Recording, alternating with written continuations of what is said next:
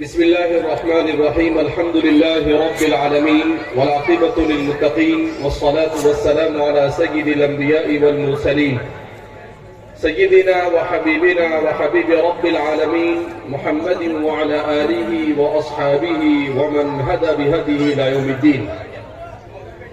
قال الله تبارك وتعالى في كتابه المجيد والفرقان الحميد: فأعوذ بالله من الشيطان الرجيم. بسم الله الرحمن الرحيم.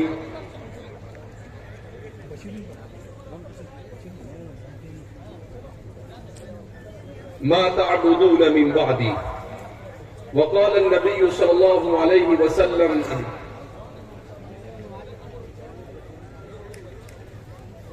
الدين النصيحة. برادران اسلام، بیجاپور شہر سے تعلق رکھنے والے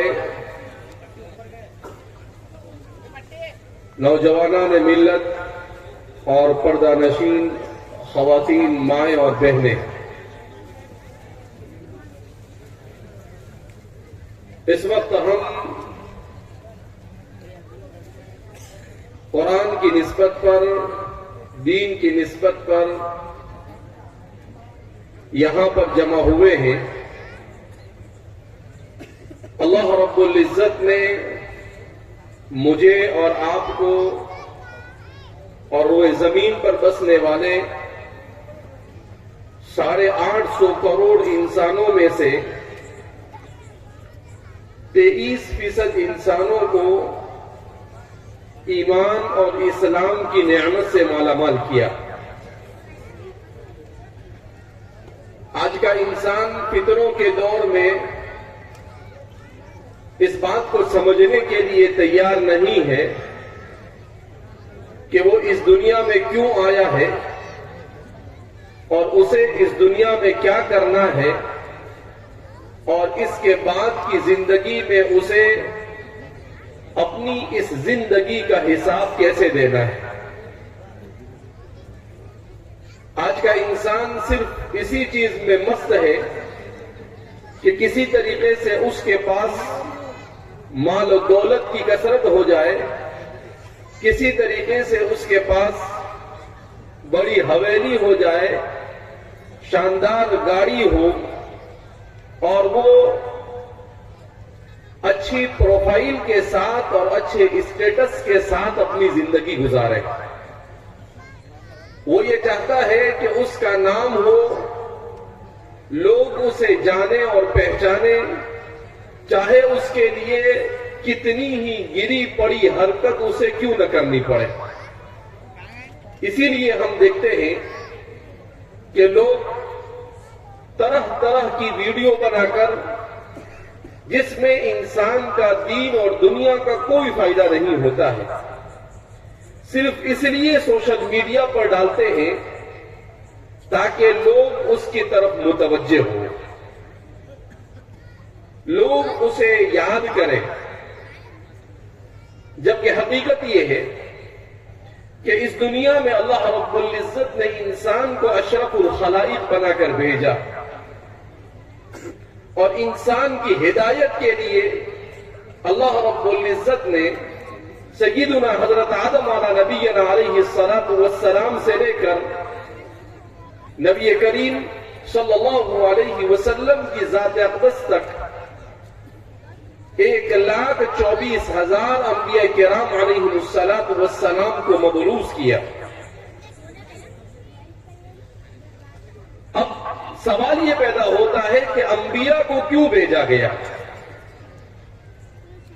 اور ان انبیاء کے آنے کا مقصد کیا تھا. تو یہ اس سوال کا جواب پریکٹیکلی طور پر، عملی طور پر اگر آج کا انسان جاننا چاہتا ہے تو میں سمجھتا ہوں بہت آسان. اس لیے آسان ہے کہ ہم 21ویں صدی سے گزر رہے ہیں. اس صدی کو انفارمیشن اور ٹیکنالوجی کی صدی کہا جاتا ہے. اس صدی کے بارے میں یہ کہا جاتا ہے کہ اس وقت روئے زمین پر جو جنریشن ہے، جو نسل روئے زمین پر زندگی گزار رہی ہے، وہ دو طرح کی ہے۔ ایک نسل ہے اور جنریشن ہے جس کو ماہرین ایکس جنریشن کہتی ہے، اور دوسرا جنریشن ہے جس کو ماہرین ڈی جنریشن کہتے ہیں۔ کیا مطلب ہے ایکس جنریشن کا اور کیا مطلب ہے ڈی جنریشن کا؟ ایکس جنریشن کس کو کہا جاتا ہے؟ تو کہتے ہیں کہ ایکس جنریشن کہا جاتا ہے ان لوگوں کو جن کی پیدائش 1960 سے لے کر 1982 کے درمیان ہوئی۔ ان لوگوں کو ایکس جنریشن کہا جاتا ہے، اور 2000 کے بعد جو لوگ پیدا ہوئے اس کو ڈی جنریشن کہتے ہیں۔ دونوں میں فرق کیا ہے؟ کہا ایکس جنریشن وہ جنریشن ہے کہ اگر وہ ابھی زندہ ہے تو ظاہر سی بات ہے 60 کے بعد سے لے کر اب تک اگر وہ زندہ ہے تو ان کی عمر کتنی ہے؟ 60 سال، 63 ایئرس۔ یہ وہ جنریشن ہے جس جنریشن نے سائنس اور ٹیکنالوجی کے میدان میں جتنی تبدیلیاں آئی، تقریباً ان تبدیلیوں کو شروع سے لے کر آخر تک دیکھا۔ جیسے ٹیلی ویژن، یہ پہلے بلیک اینڈ وائٹ آیا تو اس جنریشن نے دیکھا، پھر ان کی زندگی میں وہ کلرنگ آیا، وہ بھی اس جنریشن نے دیکھا۔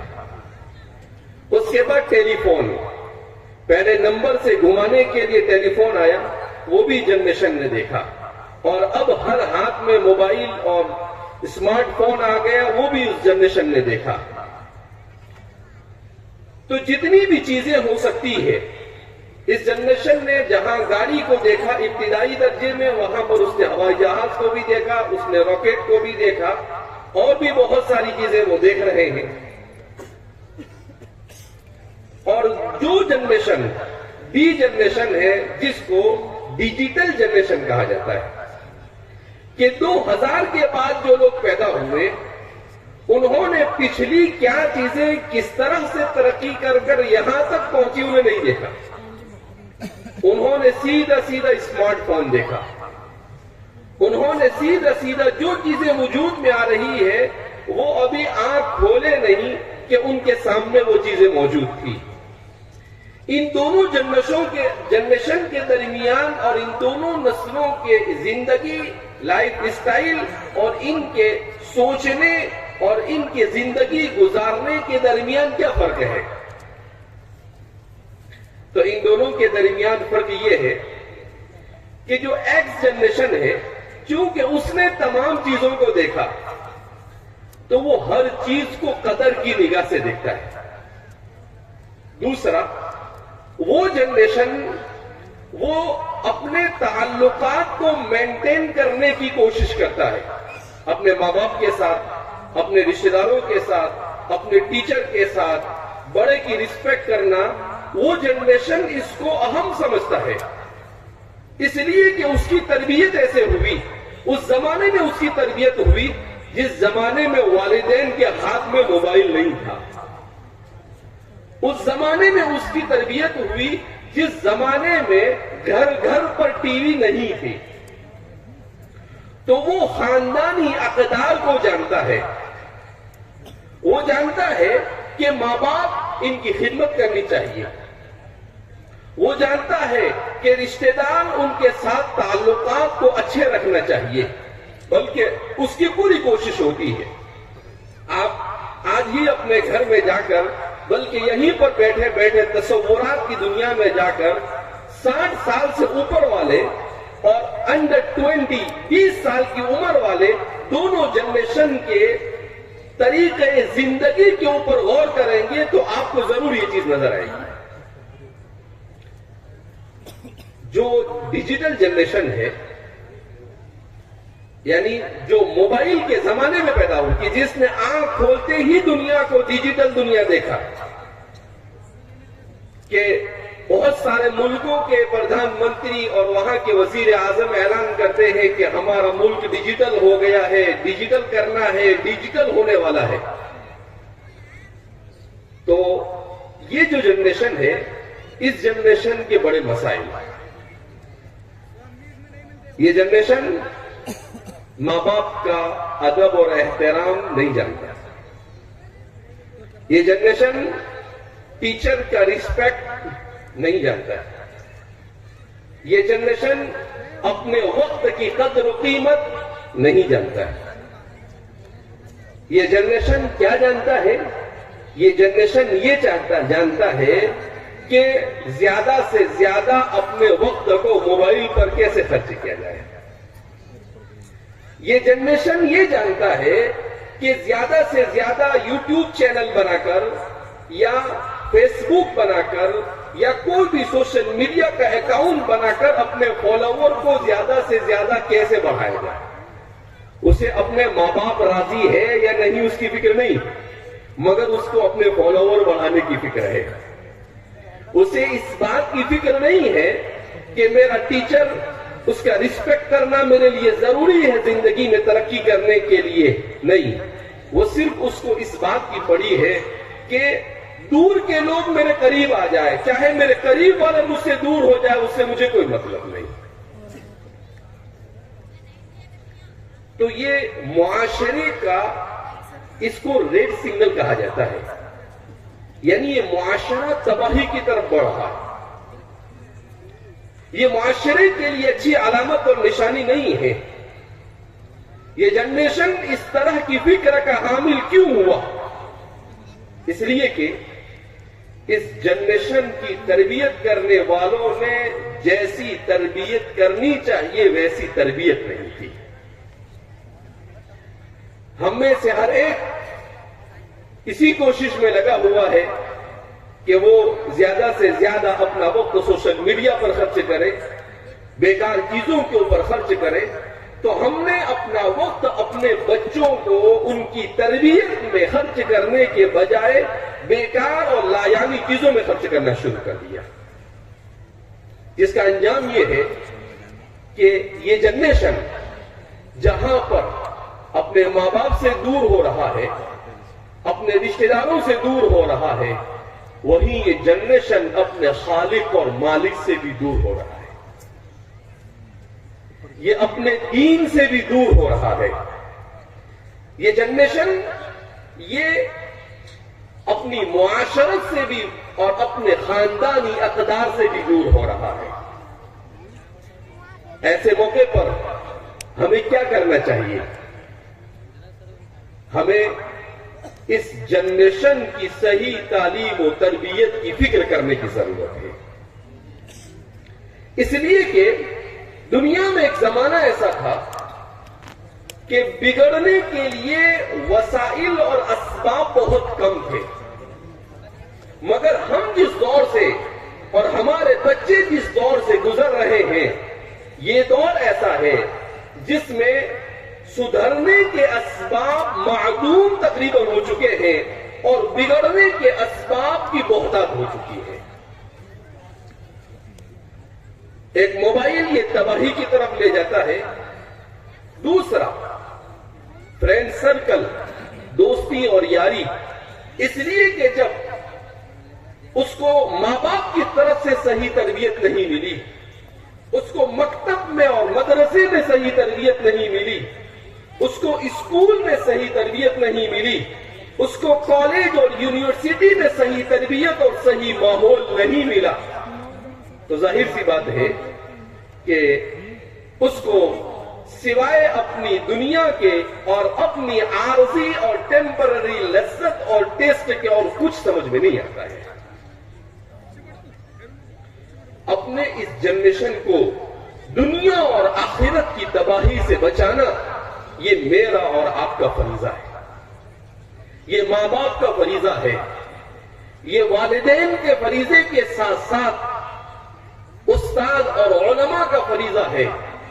یہ ٹیچر کا فریضہ ہے یہ پروفیسر کا فریضہ ہے، یہ پولیٹیشین کا فریضہ ہے، معاشرے کے جتنے بھی رسپانسیبل پرسن ہے، جتنے بھی لوگ ہیں، ان سب کا یہ فریضہ بنتا ہے کہ ہم اس بات کو سوچیں کہ آخر اتنی ترقی کرنے والے دور میں ہمارا بچہ اتنا زیادہ کیوں بگڑ رہا ہے؟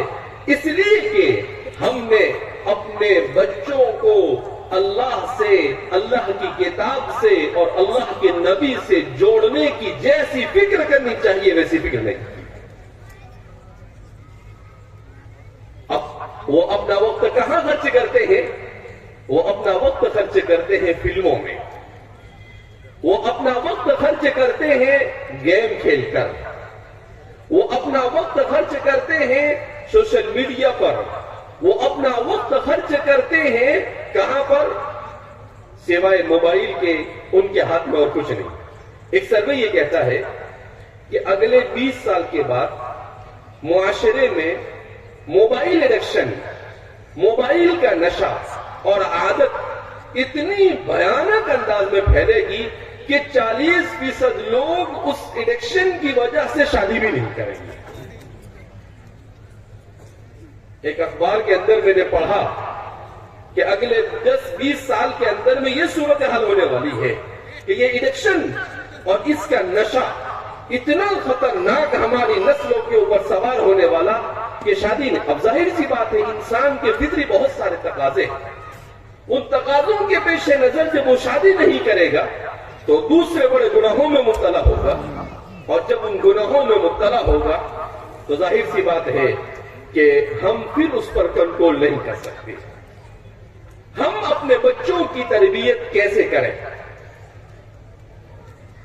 آج کی سائنس یہ کہتی ہے کہ دنیا کی سب سے حیرت انگیز چیز اور دنیا کی سب سے اسمارٹ چیز اگر کوئی ہے تو وہ ہے بچے کا دماغ۔ وہ کیا ہے؟ بچے کا دماغ۔ برین پاور آف چلڈرن، بچے کے دماغ کے اوپر آج کی سائنس نے ریسرچ کیا اور یہ بات کہی کہ بچہ جب پیدا ہوتا ہے، پیدا ہونے کے بعد اس کے دماغ کے اندر میں نیورون ہوتے ہیں، وہ نیورون فری ہوتے ہیں۔ جب بچہ اپنی آنکھوں سے کسی چیز کو توجہ سے دیکھتا ہے تو وہ نیورون کا کنیکشن ہوتا ہے اور وہ چیز اس کے دماغ کے اندر میں سیو ہو جاتی ہے، بیٹھ جاتی ہے۔ وہ جب کسی چیز کو سنتا ہے تو اس کے نیورون میں کنیکشن ہوتا ہے اور وہ چیز اس کے دماغ میں بیٹھ جاتی ہے۔ کتنے نیورون ہوتے ہیں؟ کہاں اربوں خربوں نیورون یہ فری ہوتے ہیں۔ جب بچہ 9 سال کا ہوتا ہے تو اب اس کا دماغ یہ پیک ہو جاتا ہے۔ اس 9 سال کی عمر تک اس کو جیسا گھر کا ماحول ملے گا، اس کو جیسا اسکول کا ماحول ملے گا، اس کو جیسا فرینڈ سرکل ملے گا، اسی اعتبار سے اس کے دماغ کا شیپ بن جائے گا۔ پھر اس کے بعد وہ پتھر ہو جاتا ہے۔ اس کے بعد اس دماغ میں کسی چیز کو داخل کرنا یہ سب سے مشکل کام ہوگا۔ تو اس لیے سب سے زیادہ ضرورت اس بات کی ہے کہ ہم اپنے چھوٹے بچوں کو یہ سمجھتے ہیں کہ یہ بچہ ہے، ابھی کہاں سمجھتا ہے، بڑا ہو کے سیکھ لے گا۔ نہیں، وہ سب کچھ وہی بچپن سے سیکھتا ہے اور وہیں سے اس کے اچھے اور برے انسان بننے کا سلسلہ شروع ہو جاتا ہے، بلکہ وہی اس کے اچھے اور برے انسان بننے کا صحیح وقت ہوتا ہے۔ لہذا اس کی سب سے بڑی ذمہ داری یہ ماں پر ہوتی ہے، اس کے بعد باپ پر ذمہ داری آتی ہے۔ ماں کا فریضہ کیا ہے؟ اس لیے اسلام نے ذمہ داریوں کو تقسیم کیا۔ ماں کو ہوم منسٹر بنایا اور والد کو وزیر خارجہ بنایا۔ کیا مطلب؟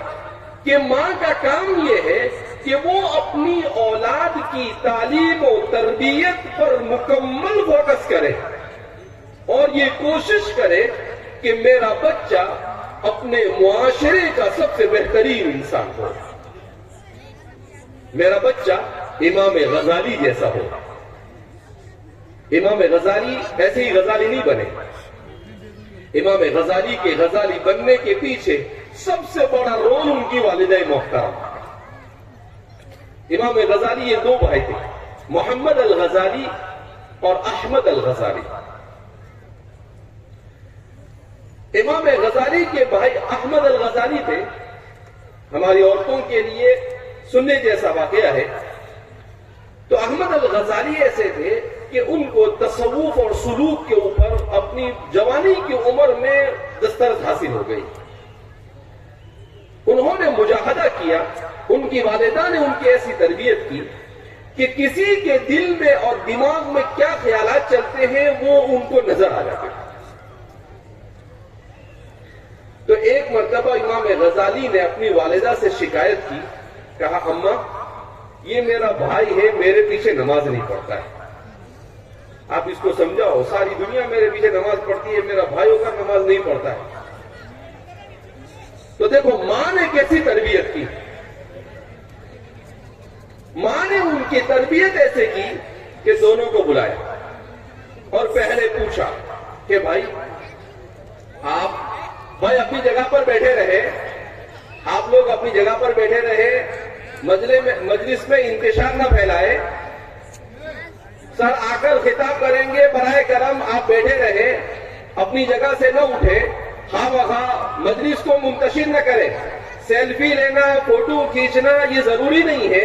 آپ اگر اسی لیے آئے ہیں تو آپ کا آنا یہ گناہ کے لیے آنا ہے, اور اگر آپ کچھ بات سننے کے لیے اور اپنی اصلاح کے لیے آئے ہیں تو آپ کا آنا وصول ہے, اور آپ کا یہاں پر بیٹھنا یہ کار ثواب ہے. اس لیے برائے کرم بیٹھے رہے. سر ہم لوگ کل سے لے کر اب تک کے 4-5 پروگرام کر چکے ہیں. بولنے کی کیفیت نہیں ہے, لیکن اس کے باوجود یہاں پر ہم آپ کے سامنے بول رہے ہیں. سر کی بھی کوئی حالت نہیں ہے, وہ بھی آپ کے سامنے بولیں گے. لہذا مہمان کو تکلیف دینا یہ گناہ کا کام ہے. من لم یکرم ضیفنا فلیس منا, جو ہمارے مہمان کا اکرام نہ کرے وہ ہم میں سے نہیں. اس لیے برائے کرم آپ اطمینان کے ساتھ بیٹھے رہیں. تو میں آپ کو یہ سنا رہا تھا کہ امام غزالی رحمت اللہ علیہ کی والدہ نے دونوں بھائیوں کو بلایا, اور دونوں بھائیوں کو بلانے کے بعد ان سے کہا کہ بھائی تو ان کے پیچھے نماز کیوں نہیں پڑھتا ہے؟ تو اس نے کیا کہا احمد الغزالی نے کہ اماں یہ جب نماز پڑھاتا ہے میرا بھائی, تو نماز پڑھاتے مسئلے مسائل سوچتا ہے, خشوع خضوع کے ساتھ نماز نہیں پڑھتا ہے. وہ مجھے نظر آ جاتا ہے, میں اس لیے اس کے پیچھے نماز نہیں پڑھتا. تو ان کی والدہ نے عجیب بات کہی, سر پکڑ کر بیٹھ گئی اور کہنے لگی یا اللہ میرے تو دونوں ہاتھ سے چلے گئے. وہ کہنے لگی, بچے پوچھنے لگے کہ اماں دونوں کیسے ہاتھ سے چلے گئے؟ کہا اس کو اپنی نماز کی نہیں پڑھی ہے, دوسرے کی نماز پہ نظر کر رہا ہے. ماں کی تربیت دیکھو, اس کو اپنی نماز کی نہیں پڑھی ہے اور اپنے بھائی کی نماز دیکھ رہا ہے خشوع خضوع والی.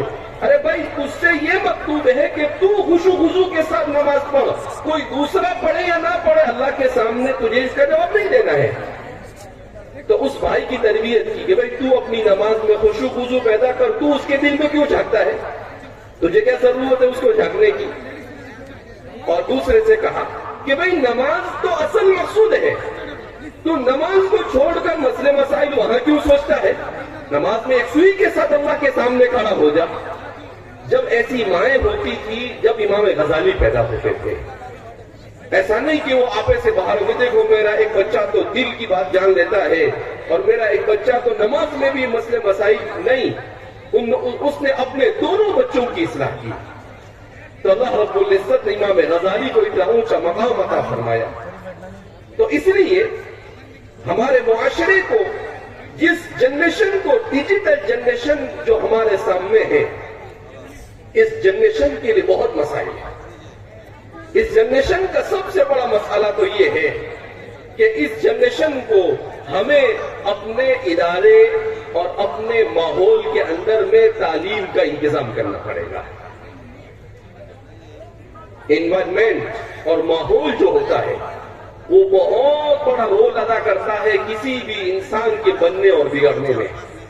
حکیم الامت مجدد ملت حضرت تھانوی رحمۃ اللہ علیہ کے ملفوظات آج پڑھ رہا تھا میں، اس میں عجیب بات لکھی آپ نے لکھا کہ اگر پوری روئے زمین شیطانوں سے بھر جائے اور صرف ایک انسان اچھا باقی رہے، اور وہ انسان پوری زمین پر بھرے ہوئے شیطانوں سے دوستی اور تعلق نہ رکھے، ان سے دوری بنائے رکھے، وہ کبھی نہیں بگڑ سکتا ہے۔ اور اگر پوری روئے زمین میں سارے انسان اچھے ہو، دو چار بگڑے ہوئے ہو، ان اچھوں میں سے کوئی ایک اس سے دوستی کر لے تو اس کے بگڑنے کے پورے امکانات ہیں۔ تو ماحول جو ہوتا ہے یہ سب سے بڑا رول ادا کرتا ہے ہمارے بچے کے بننے اور بگڑنے میں۔ آج ہم اپنے بچوں کے پیچھے اس چیز کی محنت نہیں کر رہے ہیں۔ گھر میں ماں باپ گالیاں بک رہے ہیں، گھر میں ماں باپ جھگڑ رہے ہیں۔ جن بچوں کے سامنے آپ جھگڑیں گے وہ بچے کبھی بھی کسی دوسروں سے محبت کرنے والے نہیں بنیں گے۔ جن بچوں کے سامنے آپ گھر میں آ کر سلام نہیں کریں گے وہ بچے کبھی سلام کرنے کے عادی نہیں بنیں گے۔ جب آپ خود نماز نہیں پڑھیں گے آپ کے بچوں کی زندگی میں کبھی نماز نہیں آئے گی۔ آپ بچوں کے سامنے سگریٹ اور بیڑی اور گٹکا کھاؤ گے تو ان بچوں سے توقع نہیں کر سکتے کہ وہ ان چیزوں سے بچ سکتے ہیں۔ آپ پورا دن اگر اپنے بچوں کے سامنے موبائل لے کر بیٹھے رہو گے تو ان بچوں سے توقع نہیں کر سکتے کہ وہ موبائل سے دور رہے۔ اس لیے کہتے ہیں کہ اپنے بچوں کو اگر اچھا بنانا چاہتے ہو تو سب سے پہلے ماں باپ کو نیک اور صالح بننا پڑے گا۔ جب ماں باپ نیک اور صالح بنیں گے تو خود بخود اس کو ماحول اچھا ملے گا، اور جب ماحول اچھا ملے گا تو وہ خود بخود معاشرے میں ایک بہترین انسان بن کر وجود میں آئے گا۔ لہذا ہمارا جو ڈی جنریشن ہے، اس جنریشن کو اچھے راہ پر لانے کی سب سے بڑی ذمہ داری ہماری ہے۔ کسی زمانے میں جیسا کہ میں نے کہا کہ اسکول میں جانے سے بچہ بگڑتا تھا، لیکن اب موبائلوں کی وجہ سے ہمارے بچے گھر بیٹھے بیٹھے بگڑ جاتے ہیں۔ تو اس لیے بہت ہی زیادہ فکر مندی کی بات ہے، اس لیے کہ ہم دنیا میں آئے ہیں، اللہ نے ایمان اور اسلام کے ساتھ بھیجا ہے۔ اگر ہم ایمان اور اسلام سے محروم ہو کر اس دنیا سے جاتے ہیں یا ہمارا بچہ جاتا ہے تو آپ یہ سمجھیے کہ اس سے بڑا خسارے کا اور کوئی سودا نہیں ہو سکتا ہے۔ حضرت یعقوب علیہ السلام نے حالانکہ نبی ہے، ان کے والد بھی نبی، ان کے دادا بھی نبی، نسلوں میں نبی ہے، مگر اس کے باوجود جب آپ کا انتقال ہو رہا ہے تو آپ کیا کہتے ہیں؟ اپنی اولاد کو پوچھتے ہیں، پھر قال لبنیہ ما تعبدون من بعدی، اے میرے بچوں تم میرے بعد کس کی عبادت کرو گے؟ حالانکہ ماحول اچھا تھا، تربیت اور تعلیم سب کچھ اچھی تھی، مگر اس کے باوجود اپنے مرتے وقت اپنے بچوں کی ایمان اور اسلام کی فکر کر رہے ہیں۔